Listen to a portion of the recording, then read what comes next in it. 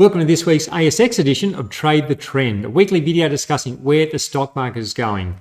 This video is going to focus on the ASX 200. I'm also going to give you an update on commodities, so make sure you stick around for that. I've got coverage of the S&P 500 in a separate video, and I'll leave a link for that in the description section below. As always, this is general commentary and doesn't take your personal situation into account. With all of that said, let's get into our first chart. So here we have the ASX 200 on the screen, and it's been a pretty interesting week for the ASX 200. The upward momentum that we had off these lows a couple of weeks ago has really started to stall out around the 50 and the 100-day moving averages, and this is something we actually see this sort of price action quite a bit. It's like during a decline, the moving averages often act as a resistance point. And that's because as prices approach the moving averages, it often attracts sellers, particularly when you're looking at moving averages like 50 and 100 days. These are typical moving averages that traders and investors will look at when making their decisions. And when this selling pressure comes in, it then of course weighs on the market price. The opposite thing occurs during uptrends. So just looking at this period of rising prices during 2020 and 2021, as the price comes back to the moving averages, that's when people who like to buy the dip, they tend to get more active and they buy the dip. And that strategy works quite well, can actually work very well in an upward trend. Opposite applies in a downtrend. So here we are with those moving averages weighing on the index price. And so I think it's really important to be aware of the position of the moving averages in relation to the price of either a stock or an indice, whatever it may be. Be aware of the price in relation to the averages. And the other key feature on this chart is, of course, the double bottom support that we have down here at 6,400. So we've got this situation now where the ASX 200 is really now wedged between the moving averages above it and the double bottom support below. So it's somewhat in you'd say it's really in a bit of a neutral zone. I think that the risk reward in either direction, it just doesn't look overly appealing at this point. And I think as far as the larger stocks go, I think it's a case of being very, very much stock specific at the moment. I think it's about looking for stocks that are trading above their moving averages. You want stocks in this sort of trending phase above their moving averages and that have positive momentum. And I think if you do that, if you're scanning for stocks that way, I think you can narrow down the field considerably, as opposed to coming in and buying the low end stocks which are below those averages. So just jumping over to the small ordinaries and having a look at what's going on there. And it's interesting to see the price action bounce this week off this level. So what I want to do, I want to put the Fibonacci retracement levels on from this rally from the low a couple of weeks ago.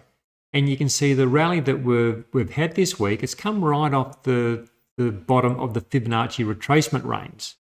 And what's interesting there is that I think this keeps open the window for an extension of the rally off this low we had a couple of weeks ago.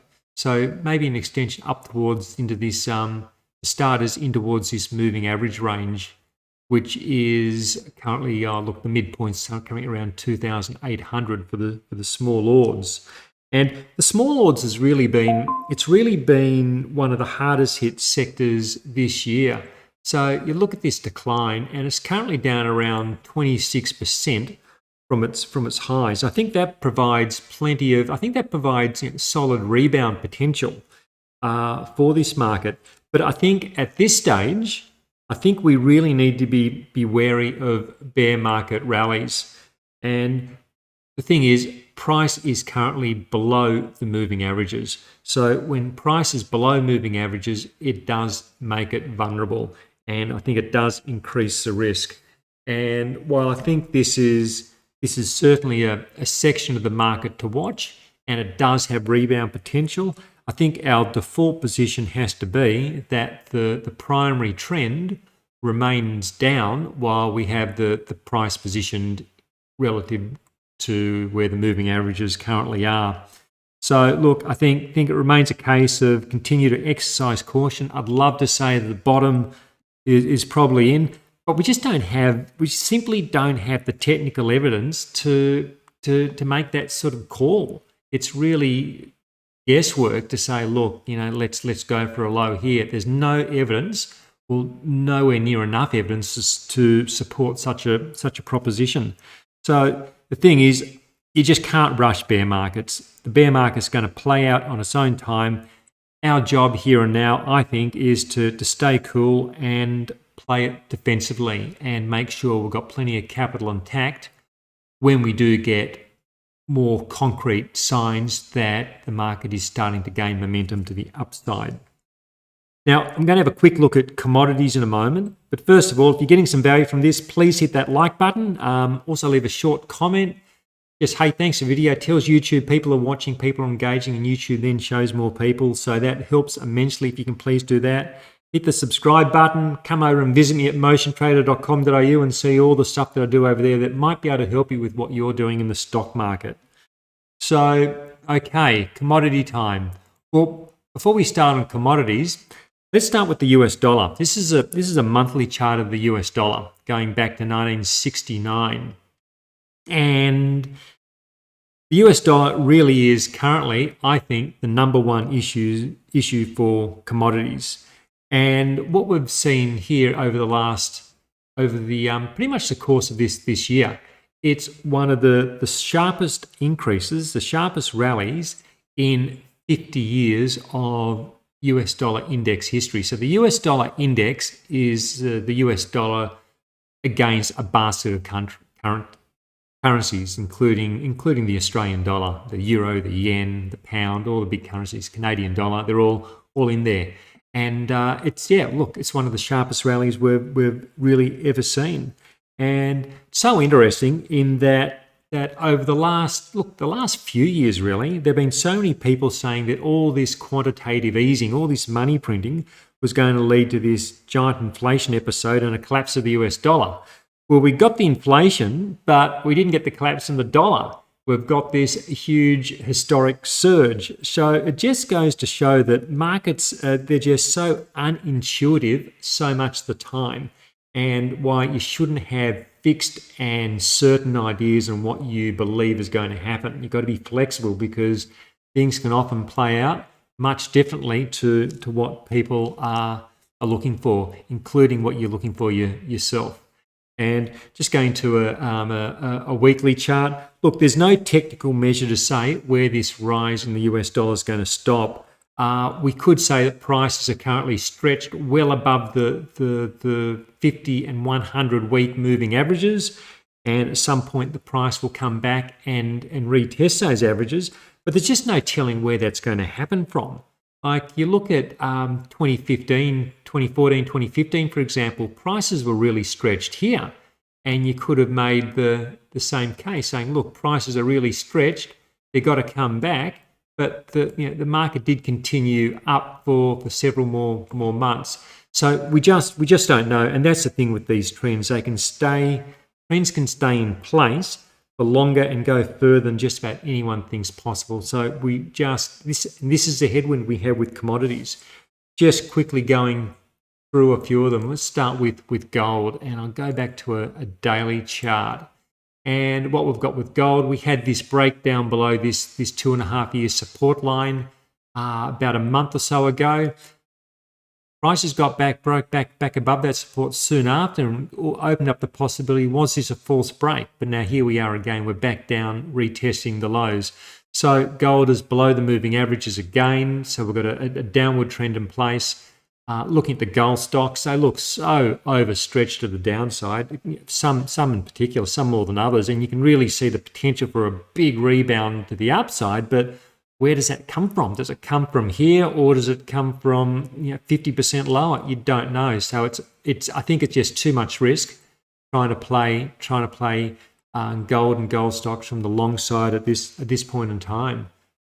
We go across and we look at copper, and again, it's another one of those commodities I think which has a great medium to longer term story, but it is in a vulnerable position at the moment. We've got these moving averages. Price has been testing the moving average over the last several months. We're now at a point where we're kind of wedged between, you can say we've got support at the September low, and we've got resistance at the moving averages. Like which way is this going to break? If it does break below the September low, it does open the possibility that copper has another leg down. It's that's certainly a risk with copper stocks. Not the prediction, but it's the possibility you've got to be aware of if you own copper stocks or you're looking to buy copper stocks. We don't have that concrete price action to say the momentum is now to the upside. We really need to be breaking above this October high to at least be giving some positive sign that this is starting to move. And whilst the US dollar is such a headwind, it is difficult to see that happening at the moment. And even looking at gold, which has been one of the stronger commodities over the last couple of years, even just now, it tried to rally during October. It got to resistance around 92 and has come away again. I think oil's got a really strong medium to longer term story. If we can see oil break back above this resistance point, well then it starts to present some interesting possibilities. But while it's below the moving averages, it's below the resistance. Again, it's the case of that strong US dollar being that headwind. So I think for now, it's just one of those markets where we have to tread carefully. The opportunities, unfortunately, are few and far between. I've no doubt they're going to come. We just don't have them at the moment. I think it's the case. Be patient, keep it cool, and wait for the price action to give us the signals. So hope you found that helpful. Look forward to coming back to talking with you again next week. Until then, bye for now.